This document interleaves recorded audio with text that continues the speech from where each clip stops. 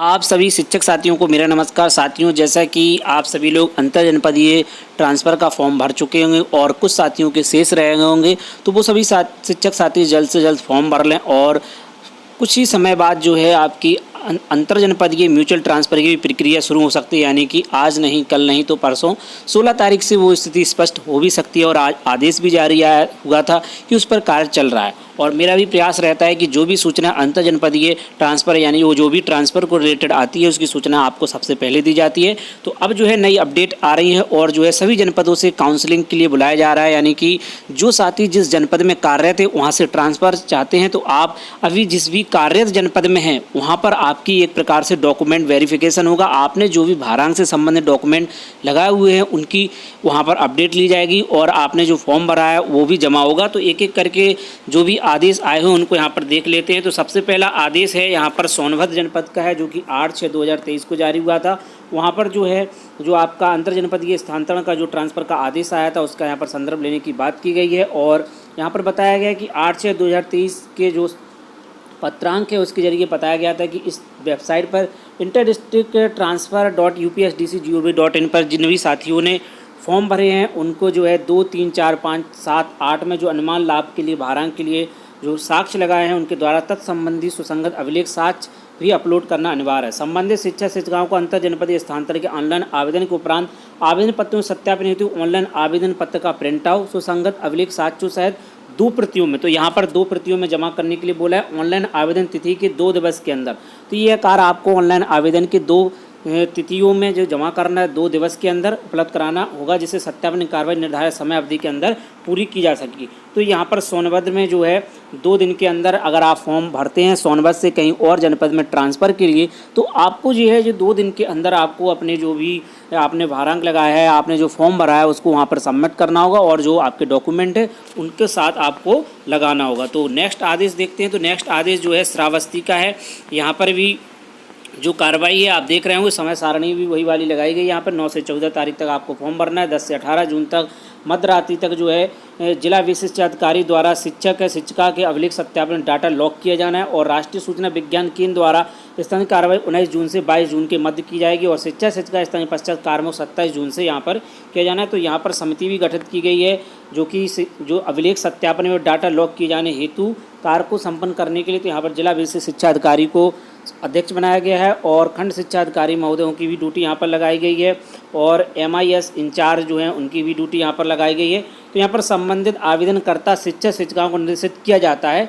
जो main point यहाँ पर है कि पत्र दिनांक 8/6/2023 में निहित प्रावधान अनुसार पत्रावली तैयार कर अधो हस्ताक्षरी कार्यालय में प्रत्येक कार्य दिवस की अपराह्न 4 बजे से शाम 7 बजे, तो यह कार्य जो है शाम के 4 बजे से 7 बजे तक दिनांक 9/6/2023 से 18/6/2023 की अपराह्न 4 बजे तक उपरोक्त गठित समिति की समझ उपस्थित होकर अभिलेख सत्यापन कराना सुनिश्चित करें, जिससे सत्यापन उपरांत समय के अंतर्गत डाटा लॉक किया जा सके। समस्त अपेक्षित अभिलेख यथा नियुक्ति, कार्रवाई ग्रहण, स्थानांतरण, वेतन भुगतान, सतत वेतन भुगतान आदेश, समस्त शैक्षिक एवं प्रशिक्षण अंकपत्र व प्रमाण पत्र, जाति निवास आदि सहित सत्यापन हेतु समिति की समझ उपस्थित न होने पर आवेदक का डाटा लॉक नहीं किया जाए, जिसका संपूर्ण उत्तरदायित्व संबंधित शिक्षक शिक्षिका का होगा। तो यहाँ पर आपको पहुँचना जरूरी है। जो साथी पूछ रहे हैं कि जब ट्रांसफ़र का हो जाएगा हमारा हम तभी तो काउंसलिंग कराएंगे, तो ऐसा नहीं है। आपको अपने साक्ष्य सहित जो है कार्यालय में उपस्थित होना होगा, जो यहाँ पर बताया गया है। तो आपको जो है इस जगह पर जाना होगा और अपनी काउंसलिंग करानी होगी।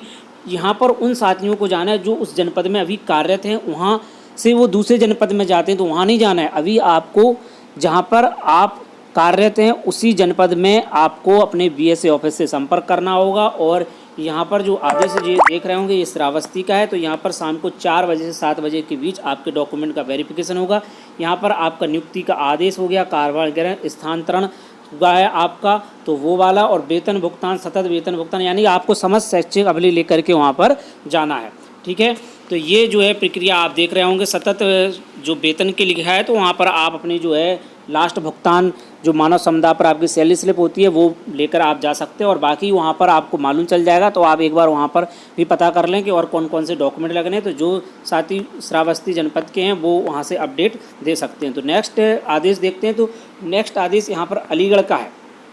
अलीगढ़ में क्या आदेश है वहाँ देख लें कि अतः उक्त संबंध में आपको निश्चित किया जाता है कि जनपद के आवेदन करने वाले समस्त शिक्षक शिक्षिकाओं को अपने स्तर से निर्देशित सुनिश्चित करने के लिए कहा गया है, जो कि ये आदेश जो है बेसिक शिक्षा अधिकारी के द्वारा आज ही जारी हुआ है। यहाँ आप देख सकते हैं, डेट भी दिख रही थी आपको यहाँ पर।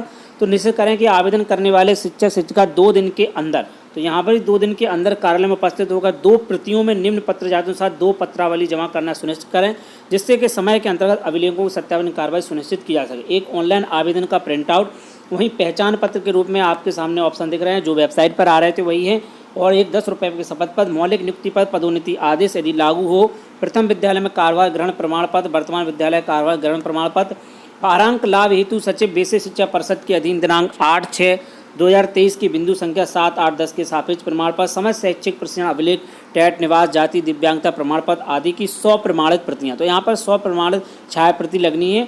तो 2 पासपोर्ट साइज की फोटोग्राफ, प्रत्येक फाइल में 2-2 फोटो संलग्न होगी। तो ये जहाँ पर आप कार्यरत हैं उस जनपद में ही आपको अभी काउंसलिंग करानी है। जब आपका ट्रांसफ़र हो जाता है तो ऐसे ही डॉक्यूमेंट आपको जिस जनपद में ट्रांसफ़र हो जाएगा वहाँ के लिए भी इसी प्रकार के डॉक्यूमेंट लगेंगे। तो नेक्स्ट आदेश देखते हैं कि अगला आदेश क्या है। तो ये आप आदेश देख रहे हैं 12/6/2023 का ही है। नेक्स्ट आदेश है लखीमपुर खीरी का। तो लखीमपुर खीरी में भी जो है आज ही आदेश जारी हुआ है। यहाँ पर आप डेट देखें तो 12 जून 2023 का है। तो यहाँ पर शिक्षकों के लिए जो आदेश दिए गए हैं यहाँ पर आप देख सकते हैं कि 8/6/2023 द्वारा अंतर जनपद स्थानांतरित निगत नीति की बिंदु संख्या 10 में वर्णन, उसी के आधार पर भारांक का लाभ प्राप्त होगा। भारांक का लाभ प्राप्त किए जाने वाले साक्ष्यों संलग्न करते हुए एक प्रति अधो हस्ताक्षरी कार्यालय में ऑनलाइन आवेदन के साथ शिक्षक शिक्षिकाओं द्वारा प्रत्येक दशा में दिनांक 15/6/2023 को शाम 5 बजे तक जमा करना है। तो ये 15 तारीख तक यहाँ पर आपको जमा करना होगा। अलग अलग जनपदों में अलग अलग प्रकार से आदेश आ रहे हैं, तो आप अपने जनपद के आदेश को देखते रहें। जहाँ पर अभी आप कार्यरत थे वहाँ का क्या आदेश आ रहा है, आपको उसी हिसाब से कार्रवाई करानी होगी, जो कि 12 जून 2023 का ये आदेश है। और साथ ही इसमें बताया गया अंतर जनपदीय स्थानांतरण हेतु केवल ऑनलाइन आवेदन राष्ट्रीय सूचना विज्ञान के लखनऊ द्वारा विकसित पोर्टल पर स्वीकार किए जाएंगे। निर्धारित प्रक्रिया अनुसार आवेदन पत्र सबमिट करने के उपरांत ही पूर्ण माना जाएगा, अन्यथा की स्थिति में आवेदन निरस्त माना जाएगा। वही सब चीज़ें यहाँ पर क्लियर की गई हैं और जो आदेश पूर्व में जारी हुए थे उन्हीं का संदर्भ यहाँ पर लगाया गया है।